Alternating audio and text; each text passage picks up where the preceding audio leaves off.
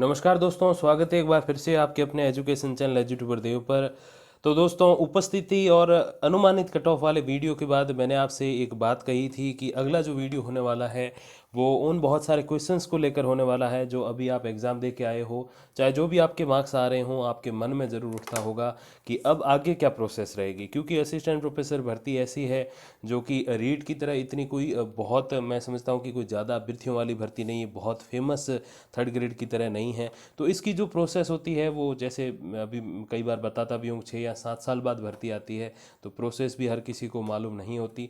तो आज के इस वीडियो में दोस्तों टॉप 10 या 11 ऐसे क्वेश्चंस के बारे में बात करेंगे जो आप आगे की प्रक्रिया को लेकर करोगे, मुझे यकीन है, और किए भी हैं आपने बहुत सारे क्वेश्चंस, और उनको मैंने रिप्लाई भी किया है। और फिर से आपके साथ और ईश्वर के आशीर्वाद से 100% कमेंट रिप्लाई की ओर हम लोग आ चुके हैं। तो कभी ऐसा कुछ एक आधा दिन रह जाए कि मैं नहीं रिप्लाई कर पाऊँ तो प्लीज़ उसके लिए क्षमा कर दीजिएगा। तो दोस्तों शुरू करते हैं। सबसे पहला प्रश्न कि आवेदन में संशोधन कब से और कौन कौन से संशोधन किए जा सकते हैं। तो दोस्तों, आवेदन में संशोधन का ऐसा है कि एक तो आपके जो मेन फॉर्म भरे जाते हैं, उस फॉर्म जो भरने की जो प्रोसेस होती है, उसके बाद भी आपको 10 दिन लगभग दिए जाते हैं आवेदन में संशोधन के लिए कि आप अपने जो फॉर्म है उसमें कुछ चेंजेस करना चाहें, उसको एडिट करना चाहें तो कर सकते हो।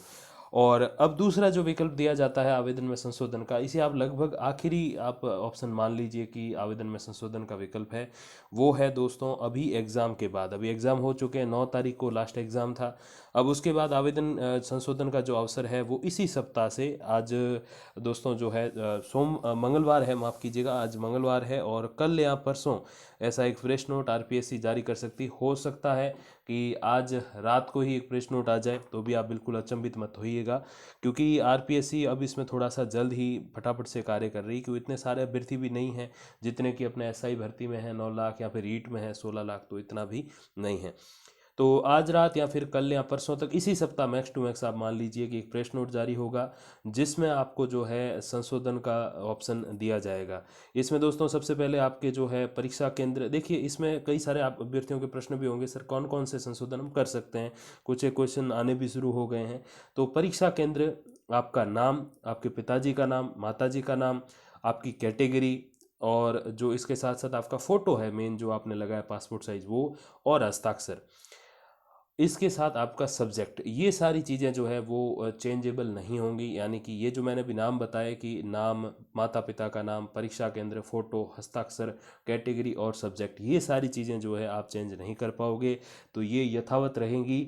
इसमें कोई भी आप संशोधन नहीं कर पाओगे। इसके अलावा जो संशोधन है, जैसे मेनली ये जो ऑप्शन दिया जाता है वो दिया जाता है कि जैसे आपने कोई, जैसे आपकी मास्टर्स फाइनल नहीं हुई थी, पीजी फाइनल नहीं हुई थी, या नेट क्लियर नहीं हुआ था, हालांकि इस दौरान नेट का एग्ज़ाम भी नहीं हो सका, तो वो तो एक ऑप्शन आप रख दीजिए अलग। लेकिन अगर मास्टर्स फाइनल किसी ने कर लिया है इस दौरान किसी यूनिवर्सिटी से, या जो कॉलेजेस में एग्ज़ाम हुए उनमें से, तो फिर उनके पास एक ऑप्शन रहेगा कि वो इस फॉर्म को एडिट करके अपनी मास्टर्स वाली डिग्री के जो परसेंटेज हैं वो सारे ऐड कर सकते हैं। तो मेनली ये उसके लिए ये चीज़ें होती है। अब इसके लिए पैसे कितने लगेंगे, तो इसके लिए जो शुल्क है वो दोस्तों 300 रुपये निर्धारित है।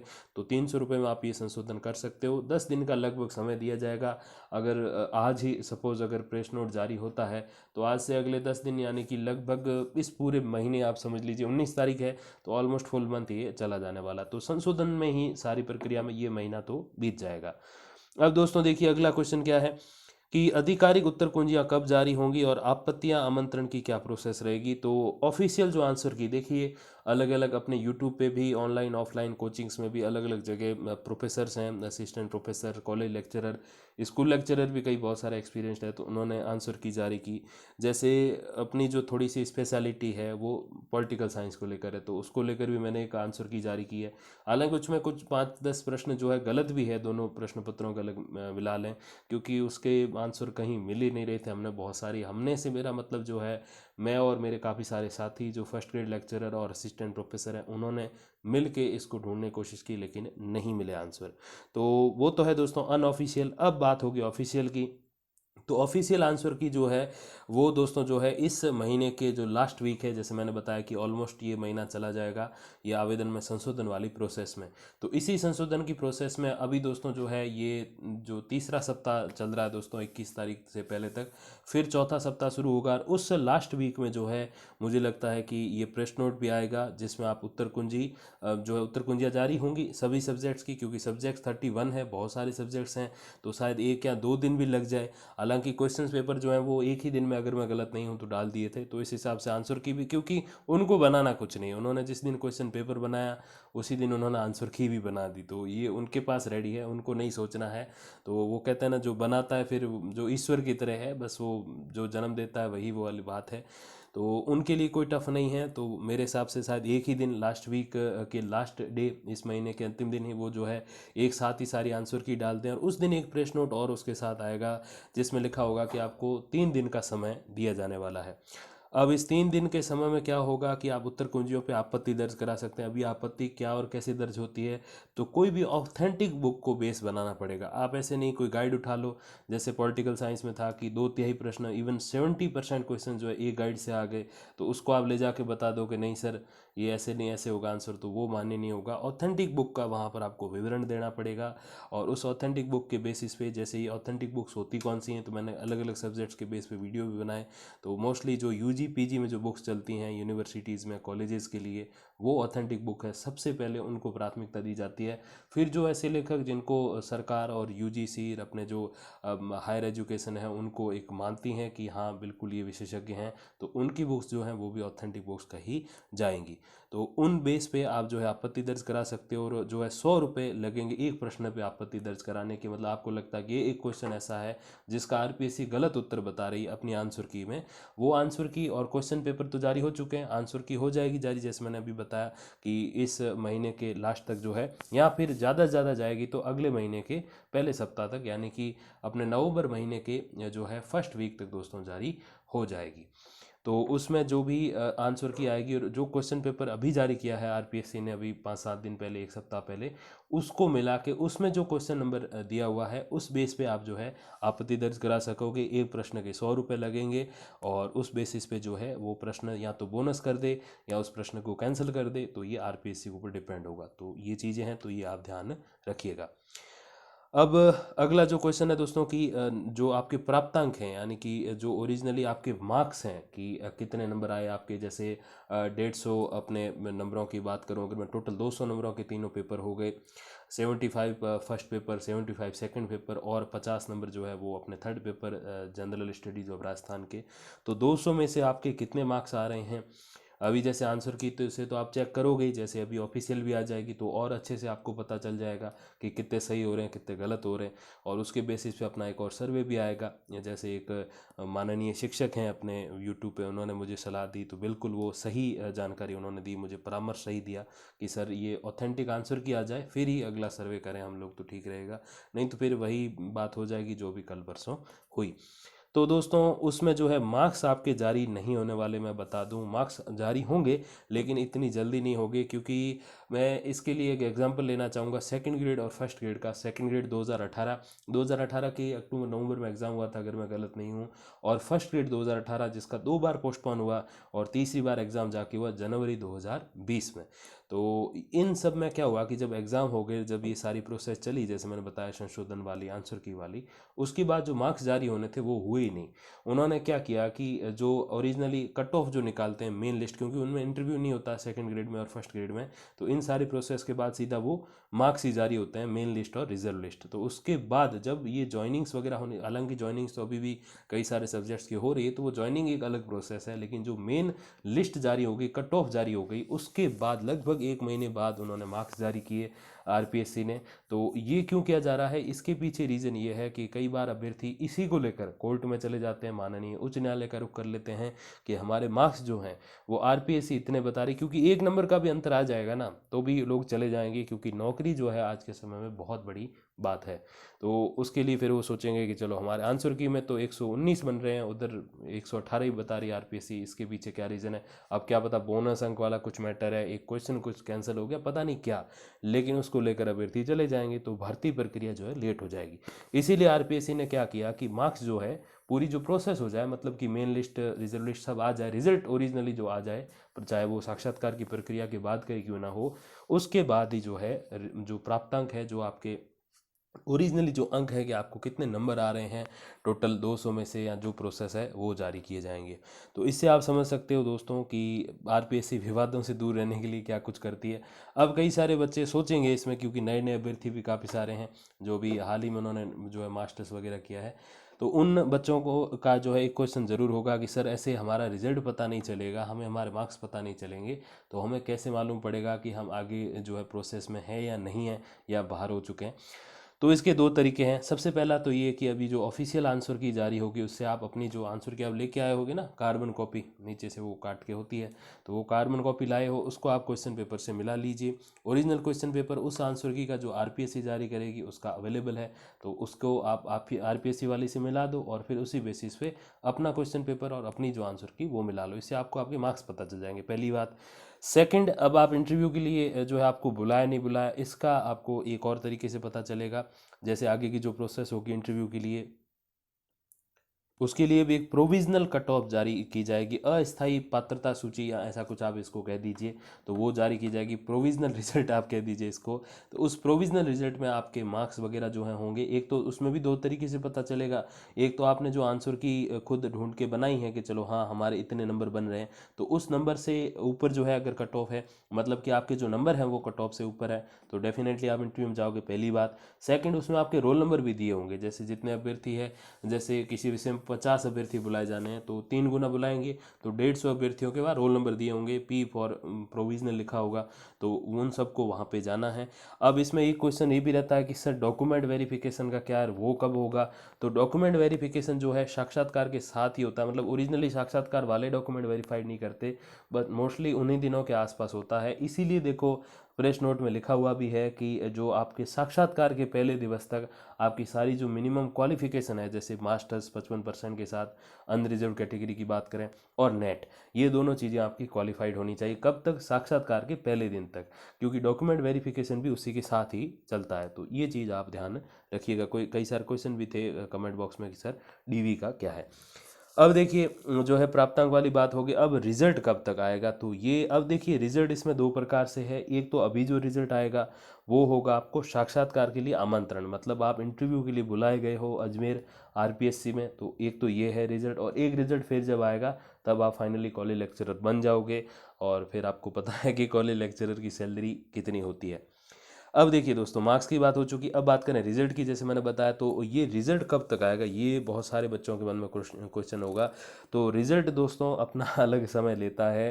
हालांकि कई सारे परीक्षाओं में 3-3 महीने 4-4 महीने तक का भी समय लेता है, बट इसमें इतना नहीं लेने वाला। इसमें 2 महीने, यानी कि अपने फर्स्ट वीक अक्टूबर में परीक्षाएं लगभग कंप्लीट हो गई थी 9 तारीख को, ऑलमोस्ट फर्स्ट सेकेंड वीक आप कह दीजिए, यानी कि नवंबर के लास्ट या फिर दिसंबर के फर्स्ट वीक तक, तो 2.5 से 3 महीने रिजल्ट तक जाने वाले हैं। क्यों? इसके पीछे रीज़न बताता हूँ। क्योंकि ये सारी जो प्रोसेस जो मैंने अभी बताई, इस प्रोसेस में ही जो है अगले महीने के आखिरी जो है, माफ़ कीजिएगा, इसी महीने के आखिरी तक तो ये प्रोसेस ही चल जाएगी। फिर उस प्रोसेस के बाद जो एक जो अपने संशोधित आंसर की भी जारी की जाएगी, तो जाहिर सी बात है वो भी अपना 1 सप्ताह लगभग लेगी।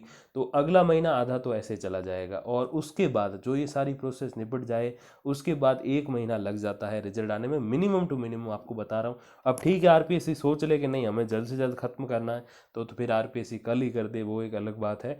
लेकिन जो प्रोसेस अब तक जो फॉलो की गई है, चाहे सेकंड ग्रेड की देखो, फर्स्ट ग्रेड की देखो, या फिर जो पिछली कॉलेज लेक्चरर भर्ती थी 2014 वाली उसकी देखो, तो ऐसे ही प्रोसेस फॉलो होती है। और मोस्टली आरपीएससी जो है वो अपने नक्शे कदम पर चलती है। तो जो पिछले उन्होंने पाँव कर रखे हैं ना ज़मीन पे निशान, तो उसी के बेसिस पे वो चलती है। सीधी प्रक्रिया वो बहुत कम से कम अपनाती है। तो रिज़ल्ट जो है वो नवंबर के लास्ट वीक, यानी कि आज से लगभग 1 महीना मान लो आप, 1 या 1.25 महीना मान लो, तो नवंबर लास्ट वीक या मैक्स टू मैक्स दिसंबर के फर्स्ट वीक तक रिजल्ट आ जाएगा। उससे पहले ये सारी प्रोसेस कंप्लीट हो जाएगी, आवेदन, संशोधन, आंसर की बाद संशोधित आंसर की, ये सब कुछ। मार्क्स तो जारी होंगे नहीं, तो ये सब कुछ कब तक कंप्लीट हो जाएगा?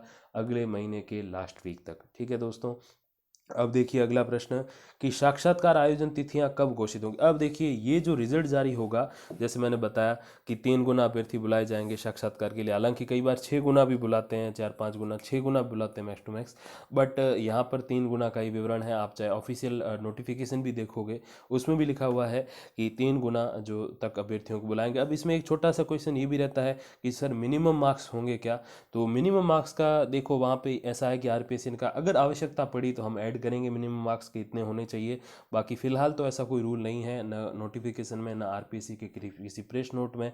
तो यानी कि फिलहाल तो मिनिमम मार्क्स का कुछ है नहीं, लेकिन शायद अगर आरपीएससी सोचती है, हालांकि ऐसा सोचेगी नहीं क्योंकि पहले ही बहुत पेपर टफ थे लगभग सभी सब्जेक्ट्स के, और विशेषकर पॉलिटी का तो मतलब क्योंकि पर्सनल मैं खुद पॉलिटी से हूँ तो थोड़े से वो नंबर वगैरह दाएं बाएं हैं तो लोग कर देते हैं फ़ोन की सर आज एग्ज़ाम दिया, फर्स्ट ग्रेड वाले वगैरह मिल जाते हैं। तो वो कहते हैं कि सर एग्ज़ाम दिया बहुत हार्ड था, मतलब 20-25% बनेंगे। तो ऐसी ऐसी चीज़ें भी मतलब सामने आई हैं, थोड़ी सी ऐसी मजाक वाली बातें भी है। तो उसके अकॉर्डिंग अगर बात करें तो मिनिमम मार्क्स तो बिल्कुल भी एडिट नहीं होने वाले। हालांकि कुछ एक आगामी जो परीक्षाएं हैं, जैसे अगली जो फर्स्ट ग्रेड ले लो आप या सेकंड ग्रेड ले लो, उसमें ज़रूर मिनिमम 40% या 33-35% जैसे जो पासिंग मार्क्स होते हैं ना नॉर्मल एग्जाम्स में, ठीक वैसे ही ऐड किए जा सकते हैं। तो फिलहाल तो मिनिमम मार्क्स का कुछ है नहीं, तो 3 गुना अभ्यर्थी बुलाएंगे। अब जैसे 3 गुना कैसे, देखिए अब 50 अभ्यर्थी है तो कहीं फिर 150 बुलाएंगे। 150 जरूर नहीं कि 150 फिक्स ही बुलाएं, 145 भी हो सकते हैं, 55 भी हो सकते हैं, 125 भी हो सकते हैं। तो ढाई तीन गुना लगभग बुलाएंगे। और अब इसमें ये भी क्वेश्चन करते हैं बच्चे कि सर एक आधा कम ज़्यादा क्यों। तो ये कोई फाइनल आपको सिलेक्ट नहीं कर रहे हैं, सिलेक्ट तो उतने ही होंगे जितने पद हैं, लेकिन वो थोड़ा ज़्यादा इसलिए बुलाते हैं कि सभी क्वालिफाइड नहीं होंगे ना, सभी वो उस लेवल के मार्क्स नहीं ला पाएंगे, फिर कट ऑफ किस बेस पे बनानी है। तो ये चीज़ें इसलिए 2.5 से 3 गुना बुलाएंगे। अब साक्षात्कार आयोजन कब होगा, तो जैसे मैंने आपको बताया कि नवंबर लास्ट वीक तक रिजल्ट आएगा, और रिजल्ट के बाद लगभग 1 महीना लग जाता है। दिसंबर फर्स्ट वीक या नवंबर लास्ट वीक तक आएगा रिजल्ट, तो हम मैक्स टू मैक्स मानते हैं, थोड़ा ज़्यादा ही माने चलो। तो दिसंबर फर्स्ट वीक तक सपोज रिजल्ट आ गया, तो वहाँ से साक्षात्कार का जो आयोजन होगा वो थोड़ा सा बाद में, लेकिन उससे पहले साक्षात्कार आयोजन की तिथियाँ घोषित की जाएंगी, क्योंकि 31 सब्जेक्ट है और लगभग 1.5 लाख अभ्यर्थियों ने फॉर्म भरा था। हालांकि अब इतने कंसिडर नहीं होंगे, अभ्यर्थी जो है वो बहुत ही कम रह गए, लगभग 50,000 के समथिंग रह गए, 48,427 आंकड़ा है, तो 50,000 मान लेते हैं हम लोग। तो 50,000 अभ्यर्थियों को उसमें से जो है बुलाएंगे कितने ये लोग, 3,000। ठीक है दोस्तों, क्योंकि 918 पद हैं, तो लगभग मैक्स टू मैक्स हम मान लेते हैं कि 1,000 पद हैं सपोज, और 1,000 पदों पे 3,000 अभ्यर्थी बुलाए जाएंगे। तो इन 3,000 अभ्यर्थियों के वहाँ आने जाने की व्यवस्था और एक दिन में कितने अभ्यर्थियों का लेना इंटरव्यू, वो सारी चीज़ें देखते हुए वो पूरा शेड्यूल घोषित करेंगे साक्षात्कार का, अलग अलग सब्जेक्ट का। और एक सब्जेक्ट का एक दिन में नहीं हो सकता, क्यों जैसे हिंदी है तो हिंदी में लगभग 66 पोस्ट है, अगर मैं गलत नहीं कह रहा, तो लगभग 50 से ज़्यादा ही हैं, अब आप एवरेज मान लीजिए। तो उस पर 150 अभ्यर्थी आएंगे। अब 150 अभ्यर्थियों का एक दिन इंटरव्यू नहीं लिया जा सकता, हालांकि एक कमेटी नहीं होती इंटरव्यू की, बहुत सारी होती है, बट इंटरव्यू भी ऐसे नहीं आए चलो एग्जाम दे के चले गए, ऐसे नहीं, समय लगता है। हर एक अभ्यर्थी को कम से कम आधा घंटा 1 घंटा लगता है। मैं वो एग्जैक्ट आपको टाइम नहीं बता रहा, थोड़ा वो आरपीएससी सोचती है इसमें कि चलो हम कितना टाइम लेंगे, वो ले सकते हैं उसमें, उनका बिल्कुल वो चलता है। ऐसे नहीं कि बस फिक्स आधा हो गया घंटा तो फिर वो चलो, ऐसे नहीं होता। तो बिल्कुल इसमें समय लगने वाला है, तो इसके लिए एक चाहिए अच्छा सा शेड्यूल, और वो शेड्यूल जो है वो अपने जनवरी के पहले या दूसरे वीक तक जो है घोषित हो जाएगा। और उस शेड्यूल के बाद भी 1 महीना दिया जाता है अभ्यर्थियों को। जैसे आपको पता हो कि नोटिफिकेशन आने के बाद 2.5 से 3 महीने, 45 दिन से लगाकर 90 दिन तक, 2.5 से 3 महीने, लगभग 1.5-2.5-3 महीने दिए जाते हैं आपके एग्ज़ाम तक की तैयारी के लिए। हालांकि इसमें कोई बड़ी तैयारी नहीं होती, अगर आप फर्स्ट ग्रेड की बात करो, कॉलेज लेक्चरर की बात करो, सेकंड ग्रेड की, इवन रीट की भी बात करो, तो इतने समय में नहीं होती तैयारी, कम से कम 100 दिन चाहिए, लेकिन यहाँ पे 1.5, 2, 2.5, 3 महीने दिए जाते हैं। तो ठीक वैसे साक्षात्कार की तिथियां घोषित होने के बाद साक्षात्कार आयोजन के लिए 1 महीना दिया जाता है, ताकि बीच में अभ्यर्थी तैयारी कर पाएँ। अब साक्षात्कार की तैयारी क्या है, तो आपको पता है, एक बेसिक नॉलेज तो आपको होना ही चाहिए, जैसे आपका जो सब्जेक्ट है या फिर आपका जो फील्ड है, जैसे अभी आप टीचर हो, third grade, second grade, first grade हो, तो आपकी फील्ड से संबंधित क्वेश्चन होंगे। आप किसी और जॉब में हो तो उसमें जैसे कुछ एक चीज़ें होती, जैसे सपोज सीसी वाले नोटिसेज हो गए, या फिर आपकी ट्रांसफ़र संबंधी, जैसे ट्रांसफ़र पॉलिसी की बातें चल रही, तो ऐसे कुछ एक क्वेश्चन आपके फील्ड के संबंध में, आपके गाँव, आपके शहर के संबंध में, आपकी पर्सनैलिटी के संबंध में, और बाकी सब्जेक्ट का नॉलेज तो थोड़ा बहुत होना ही चाहिए। तो इन सब बेसिस पे होगा। और इंटरव्यू तो आपको पता ही है कि 24 अंकों का होने वाला है, और माननीय उच्च न्यायालय जो है उनका इसमें बिल्कुल जो है एक थोड़ा सा नियम ऐड किया हुआ है, आदेश है कि 12% से ज़्यादा नहीं हो सकता। तो 200 अंक का है टोटल तीनों मिला के प्रश्न पत्र, तो यानी कि 24 अंकों का आपके इंटरव्यू होने वाला है। तो जनवरी फर्स्ट वीक तक या सेकेंड वीक तक साक्षात्कार आयोजन की तिथियां घोषित हो जाएंगी। अब फिर साक्षात्कार आयोजन कब से, तो जैसे मैंने बताया कि उसके अगले महीने यानी कि फरवरी के फर्स्ट या सेकंड वीक से जो है साक्षात्कार आरंभ हो जाएंगे। अब जब साक्षात्कार शुरू हो जाते हैं तो बहुत सारे बच्चों का क्वेश्चन रहता है कि सर इंटरव्यू के लिए या साक्षात्कार के लिए कितना समय लगता है। तो जैसा मैंने बताया कि अब इसमें 918 पद हैं, तो लगभग 3000 अभ्यर्थी इंटरव्यू के लिए जाएंगे और उनका सबका जो है बहुत कम समय में इंटरव्यू आयोजन कराना संभव नहीं होगा। अगर मैं बात करूं पिछली भर्ती की, तो उसमें मुझे लगभग याद है, मैं आपको बताता हूं अपने थोड़ी सी याददाश्त के बेस पे, कि उसमें दोस्तों 2 से 3 महीने का समय लगा था। जी हाँ, जैसे सपोज आज साक्षात्कार शुरू हुआ है, आज हो रही है अपने 19 अक्टूबर, ठीक है, तो 19 अक्टूबर से 19 नवंबर 19 दिसंबर, तो लगभग 2 से 3 महीने, 2 से ज़्यादा थे, 3 से कम थे, तो ऐसा कुछ समय था। तो 2 से 3 महीने इसमें समय लगने वाला है, आप याद रखिएगा। तो अब देखिए कब साक्षात्कार शुरू करवाया हमने, फरवरी के सेकेंड वीक तक, जो हम पूरी प्रोसेस टू प्रोसेस बात कर रहे हैं, तो फरवरी के सेकेंड वीक तक इंटरव्यू शुरू होते हैं। तो इंटरव्यू पूरे होने में आपका लग जाएगा, देखिए फरवरी छोड़ दीजिए, 15-20 दिन है, छोटा ही होता है वैसे ही फरवरी, तो फिर मार्च अप्रैल मई तक चला जाएगा आपके साक्षात्कार की प्रोसेस। अब साक्षात्कार के बाद, अब जैसे साक्षात्कार सारे हो गए, 3 गुना अभ्यर्थियों ने बुलाए, लगभग ढाई तीन गुना जाएंगे, तो इन सब के अभ्यर्थियों के साक्षात्कार हो चुके हैं। उसके बाद फिर 2 लिस्टें जारी होती है, एक दोस्तों होती है अपने मेन लिस्ट, एक होती है रिजर्व लिस्ट। अब मेन लिस्ट और रिजर्व लिस्ट क्यों जारी की जाती है, ताकि बाद में वेटिंग लिस्ट ना आए, पिकअप लिस्ट आए। अब कई सारे अभ्यर्थियों ने क्वेश्चन भी मुझे बहुत सारे पूछ रखे थे, जैसे मैंने आपको बताया कि 100% कमेंट रिप्लाई में कर रहा था, तो 2-3 महीने के कमेंट्स मेरे काफ़ी बाकी थे, तो उसमें काफ़ी सारे बच्चों ने पूछा कि सर वेटिंग लिस्ट में और पिकअप लिस्ट में क्या फ़र्क है, सेकंड ग्रेड को लेकर क्वेश्चन था। तो मैं यहाँ भी आपको क्लियर कर दूँ कि वेटिंग लिस्ट तो वो होती है जहाँ पर पहले एक मेन लिस्ट ही जारी की गई हो, जितने पद है उतने अभ्यर्थियों को बुलाया गया हो ज्वाइनिंग के लिए, और वो नहीं आए, उनके बेस पे जो है वो वेटिंग लिस्ट जारी होती है। अब त्याग पत्रित पद क्या होते हैं, वो आए ज्वाइन कर लिया लेकिन फिर इस्तीफा दे के चले गए, तो वो त्याग पत्रित पद हो गए, ये क्लियर हो गया। तो वो वेटिंग लिस्ट आती है जब 1 ही गुना अभ्यर्थियों को बुलाया जाता है। लेकिन पिकअप लिस्ट जब आती है, जब 2 या 3 गुना अभ्यर्थियों को, एक तो मेन लिस्ट में जितने पद हैं उतने अभ्यर्थी, और फिर एक रिजर्व लिस्ट हो जिसमें कम से कम 1.5 से 2 गुना अभ्यर्थी हों, उनको रखा जाता है रिजर्व में, ताकि मेन लिस्ट के अभ्यर्थी जितने ज्वाइन नहीं करेंगे उसकी जगह रिजर्व लिस्ट वालों को बुला लेंगे। तो रिजर्व लिस्ट में से मेन लिस्ट में जो अभ्यर्थी ट्रांसफर किए जाते हैं या जो चुने जाते हैं या मूव किए जाते हैं, उनको पिकअप लिस्ट के द्वारा मूव किया जाता है या चुना जाता है। तो आप समझ गए होंगे कि पिकअप लिस्ट में और वेटिंग लिस्ट में क्या फ़र्क है। तो अब देखिए बात है रिजल्ट की। तो जैसे मैंने बताया कि साक्षात्कार आयोजित होंगे लगभग मार्च अप्रैल मई, तीनों महीने जाएंगे, उसमें 2 से 3 महीने का हम मान रहे हैं, फरवरी के मिड में शुरू होंगे लगभग। तो इस हिसाब से दोस्तों अपने मई का लास्ट वीक या जून लगभग आ जाएगा। तो जब साक्षात्कार कंप्लीट हो जाएंगे, जैसे सपोज आज कंप्लीट हो गए, तो आप यकीन नहीं मानोगे, साक्षात्कार कंप्लीट होने के बाद रिजल्ट आने में खाली 1 सप्ताह लगता है। आरएस के लिए काफ़ी बार ऐसा हो चुका है, क्योंकि आरएस अभी 2016, 18, 20, लगभग 2-3 बार, अगर मैं गलत नहीं हूँ आरएस के बारे में, तो 3 बार आयोजित हो चुकी है, जिसमें कॉलेज लेक्चरर एक ही बार आयोजित हुई है। तो आप समझ लीजिए कि उसमें जैसे ही साक्षात्कार होते हैं उसके जस्ट 1 सप्ताह या 1 सप्ताह से भी अंडर, कई बार 3-4 दिन में भी रिजल्ट घोषित हो जाता है। तो आप यकीन मानिए कि इसमें बहुत जल्दी परिणाम आ जाएगा। हर जगह काफ़ी लंबी लंबी प्रोसेस है, इतने इतने महीने लगेंगे, इतने सप्ताह लगेंगे, बट यहाँ लेस देन 1 वीक लगेगा।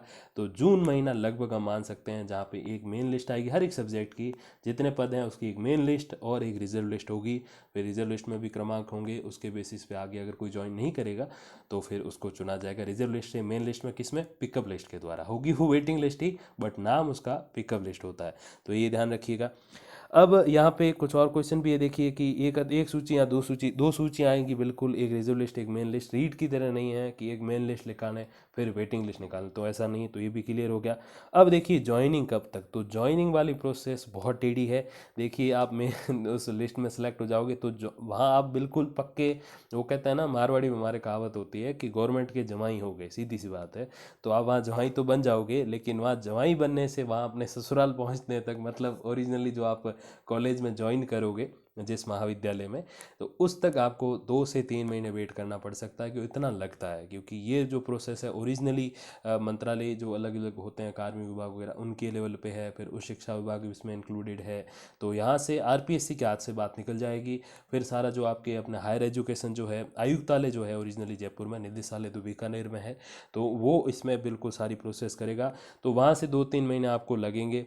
और फिर आपके मतलब ये है कि एक ये दीपावली है, अगली दीपावली तक आप बिल्कुल इसमें सरकारी नौकर होंगे और काफ़ी अच्छी पेमेंट भी होगी। वेतन कितना होगा इसके संबंध में अलग वीडियो बना रखा है, आपको चाहिए तो आप बिल्कुल कमेंट बॉक्स में कमेंट कीजिएगा, वहाँ मैं आपको दे दूंगा। मोस्टली आपने देखा भी होगा अपने सैलरी वाला वीडियो।